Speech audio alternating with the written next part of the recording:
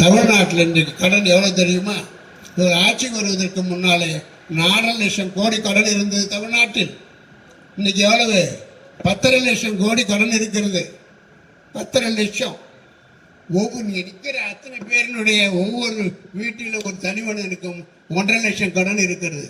கை குழந்தையாக இருந்தாலும் பெரியவராக இருந்தாலும் என்ன தொழில் செய்தாலும் உங்கள் மேல் இன்றைக்கு கடன் இருக்கிறது. ஏன்னா கடன் கொடுக்க சும்மா கொடுக்க மாட்டான். வேர்ல்டு பேங்கோ ரிசர்வ் பேங்கோ சும்மா கொடுக்க மாட்டான். நீ கடன் வாங்குறீங்களே எப்படி திருப்பி கட்டுவீர்கள் என்று ப்ராஜெக்டில் இருக்கும்.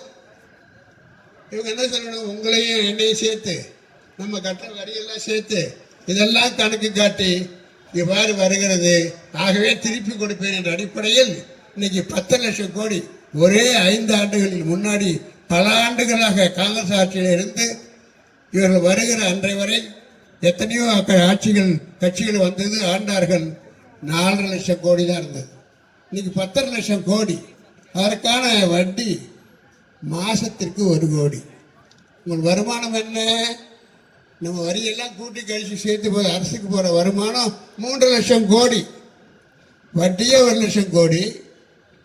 நீங்கள் வேலை செய்வதில் அரசு ஊழியர்களுக்கு பணம் கொடுப்பீர்களா?